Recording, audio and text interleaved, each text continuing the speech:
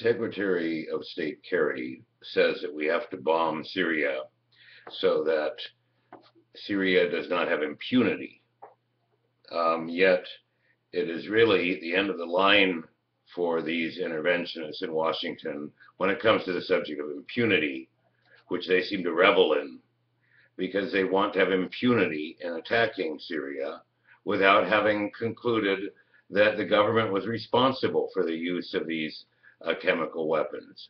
Regardless of what it turns out in the future, it doesn't matter whether they did or not when it comes to this issue of reveling in total impunity.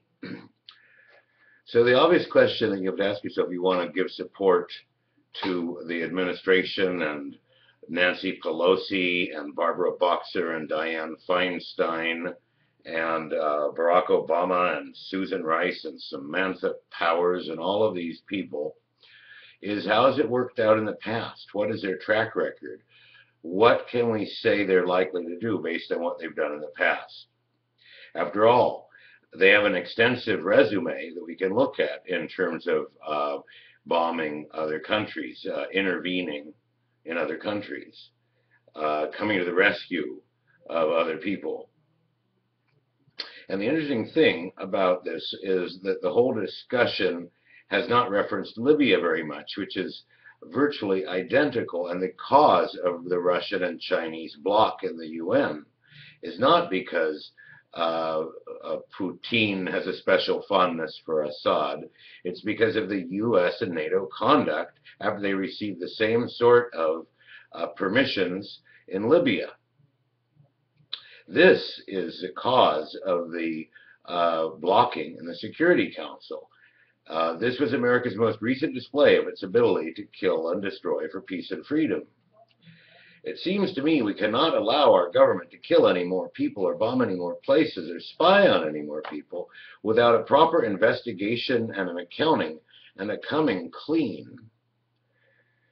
Because we possess no moral authority when it comes to launching attacks on other countries. We are like a serial drunk driver who wants to have a few pops before he hits the road again, denying that he has a problem. That's right, we are war-aholics, invasion-aholics, impunity-aholics, at least our leadership is. And Kerry and Obama and the rest of them need an intervention themselves.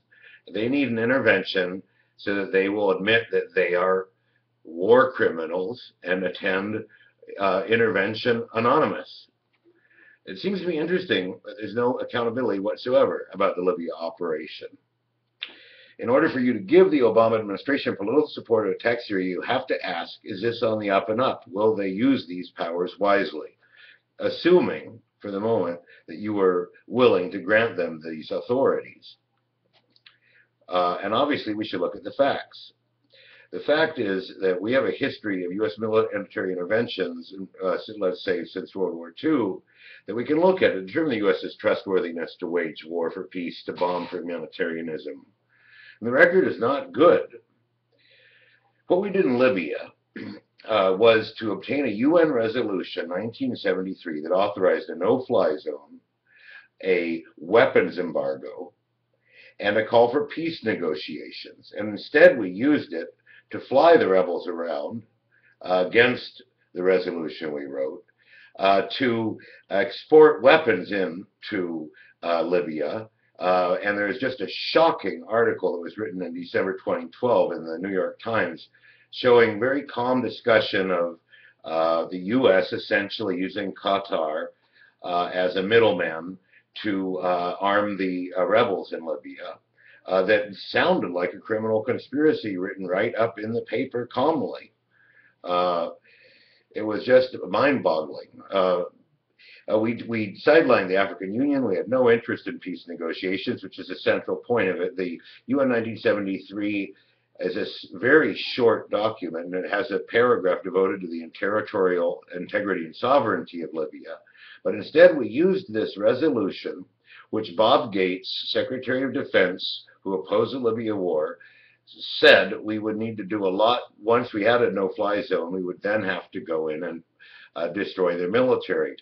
He did not conceive that they would be clever enough to simply not bother to get authorization to declare war on the Libyan sitting government that is associated with Gaddafi, and use a peacekeeping resolution and twist it instead for regime change and war, and used it to utterly destroy Libya's defenses, kill off its leadership, drive its supporters into hiding and exile, and inflict billions of dollars of damage to the country, and to kill at least 10,000 people, mainly people in the armed forces, since the resolution talked about protecting civilians, but made no protections for anyone who's employed by the government. So they simply killed every single person they could.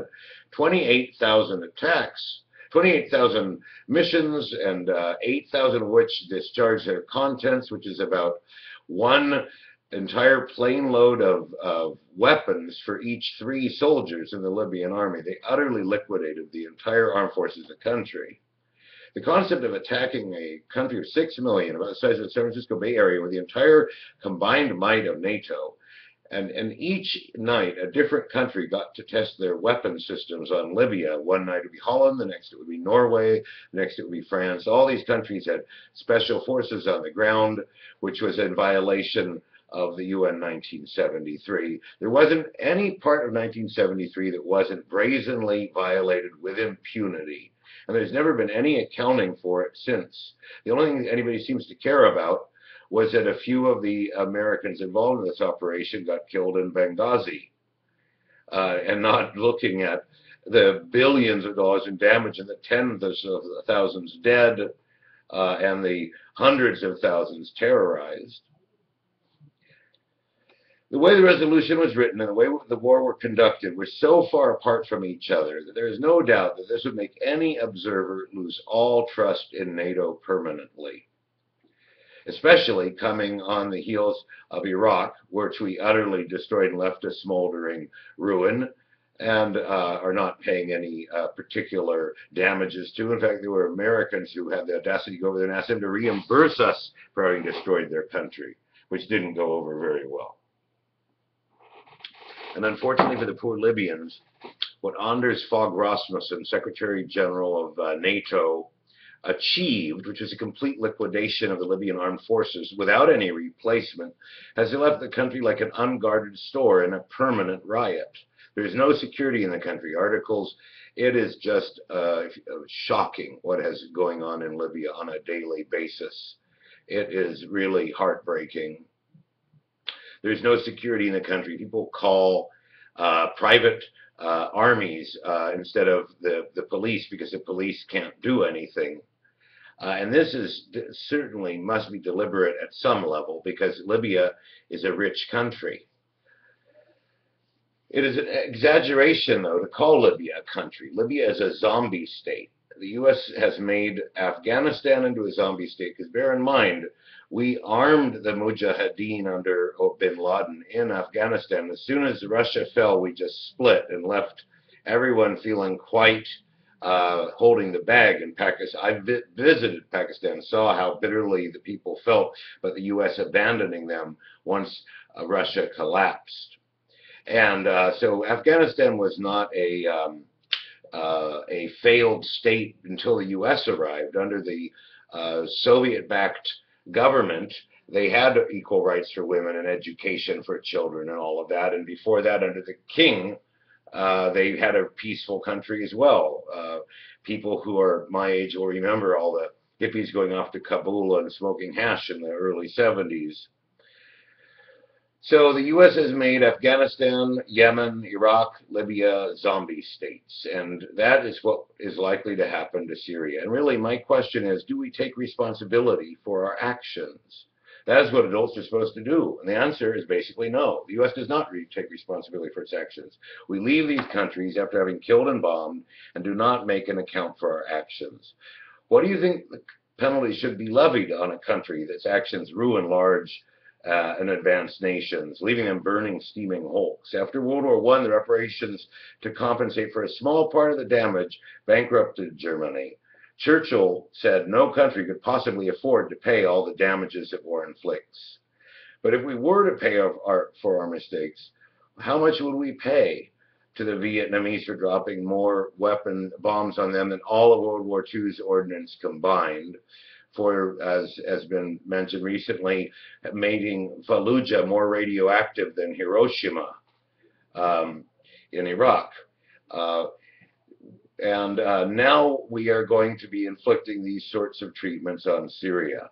We had no right, quite literally, we had no right to go in and destroy Libya's army and terrorize their political party, the Socialists of Jamahiriya, and then leave them bombed out, defenseless, with arms spilling all over Africa.